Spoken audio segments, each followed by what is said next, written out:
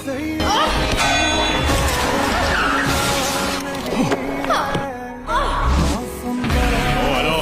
है तू?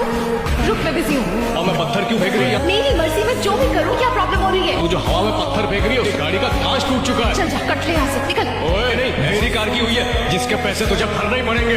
हद के पैसे मांग रहा हूँ। नहीं देने वाली मैं पैसे। और क्या कर लेगा? तेरा घमंड दूर करने के लिए तुझे वायरल करना ही पड़ेगा। इडियट, मेरी फोटो क्यों ले रहा है? ये जब ऑनलाइन पे ट्रेंड होगा ना, पुलिस तुझे लेने आएगी, तब तुझे समझ में आएगा। ज्यादा एटीट्यूड मत दिखा, जल्दी से अमाउंट बोल। तेरे कितना? 2000? 2,50,000। कौन सी बड़ी बात? यार 2.5 लाख कुल रुपए। मिला के 4 लाख रुपए। कह रहा है 4 लाख? हाँ, और तो हाथों के पीछे पड़ गया।